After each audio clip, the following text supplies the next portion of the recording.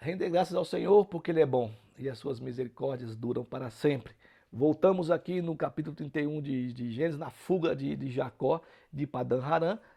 Deus falou com ele em sonhos e ele então foge da presença com a sua família, suas esposas e seus filhos, foge e seus servos, foge da presença de Labão e ele vai embora, né? Vai indo embora.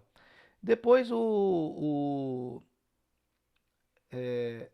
Labão descobre que o Jacó tinha ido embora, e o Labão, então, no terceiro dia, né? Ele é avisado que Jacó estava fugindo e ele vai, então, querer pegar o Jacó. Só que na noite que ele está dormindo, que ele vai indo para. Deus fala com ele, o arameu, Labão, o arameu, no versículo 24, em sonhos, de guardar, de não falar nada a Jacó, nem bem nem mal. Não fala nada para Jacó, nem bem nem mal. E ele vai perseguindo, e quando chega Jacó, está nas montanhas de Gileade, na verdade está descendo, né? Ele desce do norte e vai descendo. Quando chega nas montanhas de Gileade, antes de Betel aqui, antes de Jerusalém, o Labão alcança o Jacó e ele vem armado. E o Labão vai perguntar então pro Jacó, né, o Labão, o que você fez, né? Você está indo embora, levando as minhas filhas, os meus filhos, que seriam os netos deles, né? Por que você fugiu ocultamente de mim e tal? Nem se despediu com um cântico, com um tamborim, com harpa. Também é verdade que se o Jacó tivesse ficado, ele teria mandado o Jacó sem nada. Ele tinha pego as coisas de Jacó tudinho, as suas filhas e tudo, e ia mandar o Jacó comer uma banana, e abanando, né? E com os seus, pegaria tudo, os seus animais também, tudo. Você procedeu incessantemente, porque você não me permitiu beijar os meus filhos e as minhas filhas, né? E por que você não me permitiu beijar minhas filhas e meus filhos, né? Ele pergunta para Jacó. Há poder na minha mão de fazer mal para você, pode poder te matar. Mas o Deus do vosso pai falou comigo à noite, né? De não guardar para não falar nada para você, nem bem nem mal. E você partiu porque tinha saudade da tua casa, você podia ter falado comigo, né? Você partiu para ir embora, mas você roubou os meus deuses, né? Os meus deuses que você me roubou. E tá aqui, ó, furtaste os meus deuses, né? Na verdade, o Labão não estava preocupado com a família dele, com os netos dele, com as filhas. Por quê? Ele estava preocupado mais com a questão dos deuses dele, que isso, quando a Raquel pega, ela não pega de bobeira, né, os deuses, né, do Labão. Isso depois, lá na frente, iria provar que elas teriam direito à herança do pai. Esse aqui é o ídolo que meu pai adorava, e ele está no meu poder, eu sou filha dele, e quando fazia a divisão das coisas que meu pai tem, nós também temos direito. Geralmente a mulher não tinha direito a nada.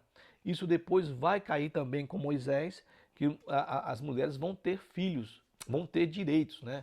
Eu lembro da questão de Caleb, que as filhas vão reclamar com ele porque elas casam e Caleb dá um terreno para elas lá, mas só tinha pedra no terreno, não tinha água. E elas vão reclamar com Caleb, e Caleb então dá algumas fontes de água para as filhas lá na frente, na posse da terra lá de Caleb, também está no sul, em Judá.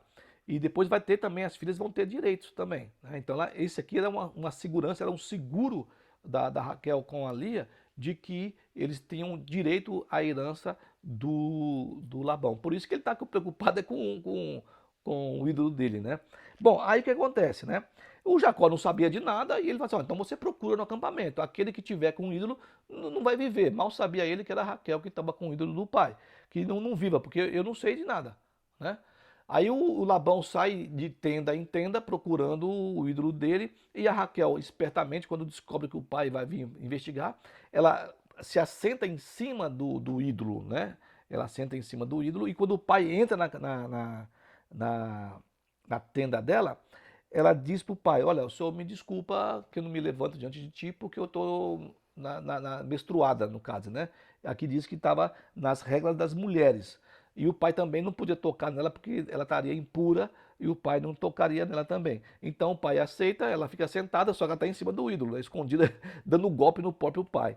E ele procura e não acha o ídolo dele. Bom, aí ele apalpou todos os utensílios, todas as tendas, e ele volta pro Jacó e ele então o Jacó vai cair matando em cima dele, né? Pô, você então, o Jacó se alterou com Labão, né? Qual é a minha transgressão? Qual é o meu pecado? Que tão furiosamente me tens perseguido?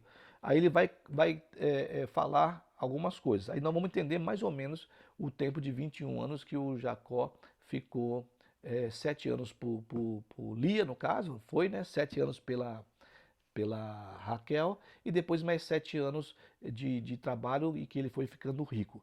Então ele fala assim, ó, 20 anos eu estive contigo. Olha só como é que foi a vida de Jacó. É lógico também que isso tudo é oriundo do comportamento dele em relação a Esaú, e ele encontra alguém mais sagaz do que ele, né?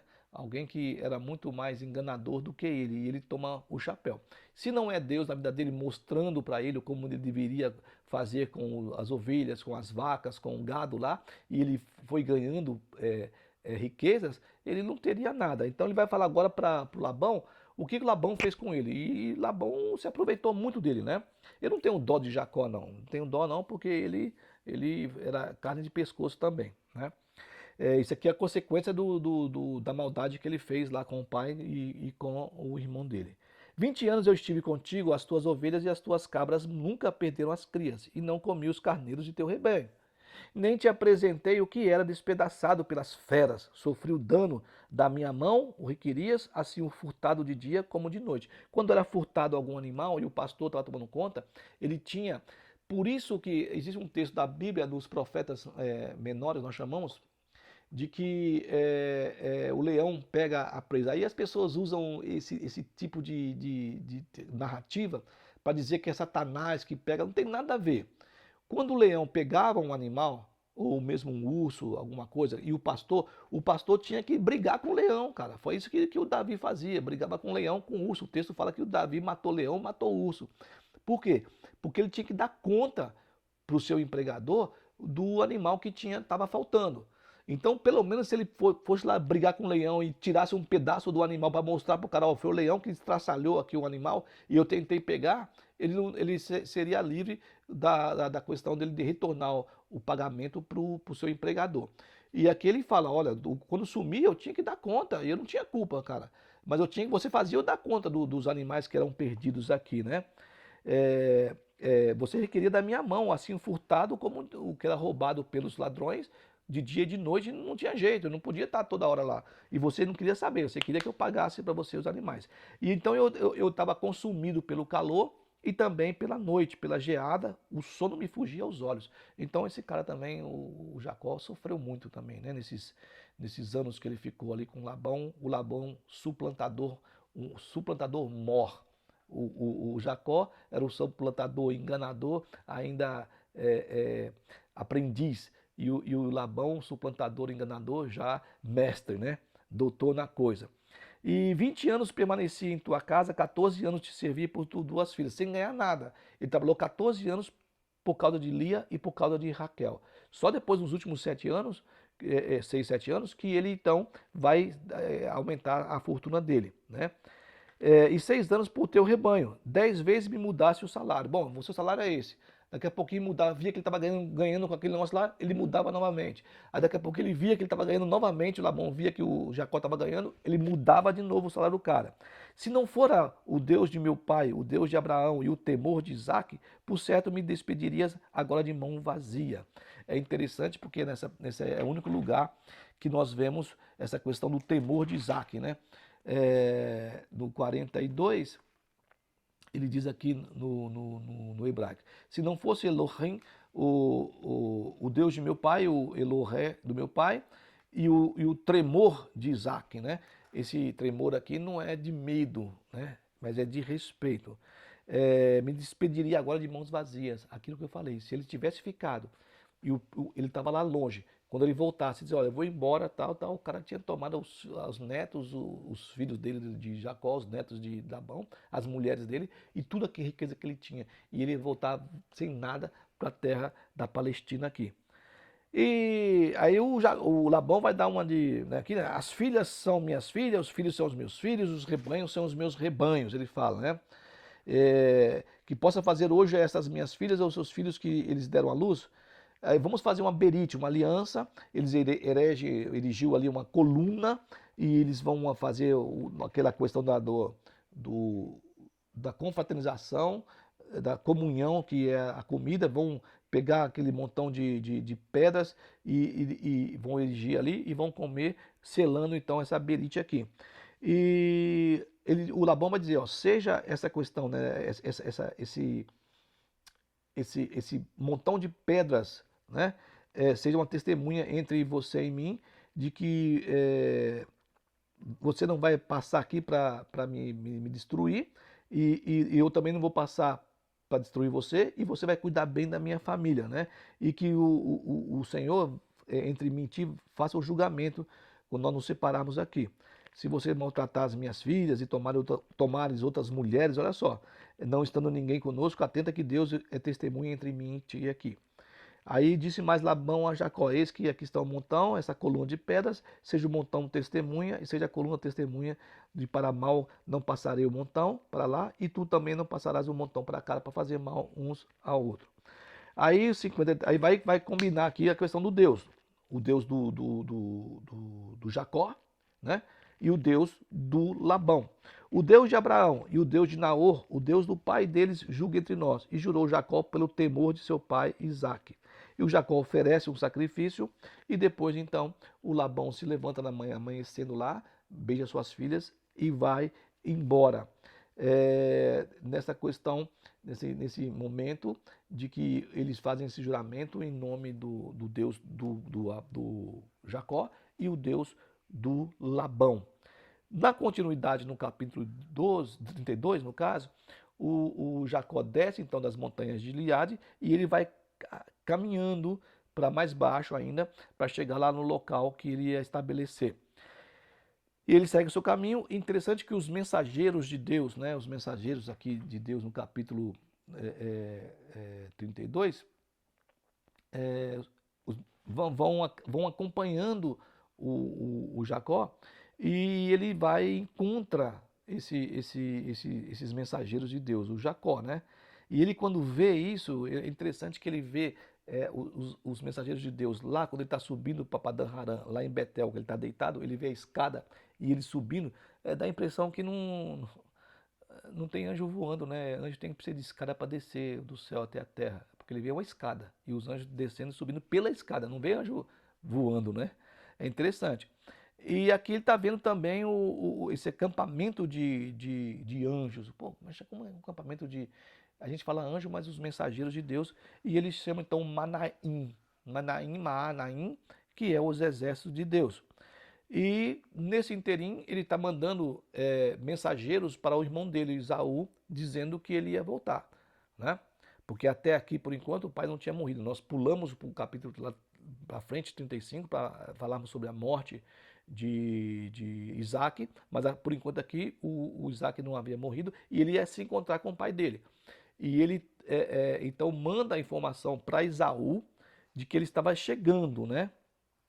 E ele então vai preparando vários grupos de animais para poder presentear o irmão, porque ele estava com medo do irmão vir matá-lo. E depois ele fica sabendo que o irmão vinha com um grupo grande de 400 pessoas, de guerreiros, de servos dele, e ele pensou, bom, ele vai vir para me matar aqui, agora aqui. Então ele vai tentando aplacar, né? Você vê interessante porque Deus falou com ele.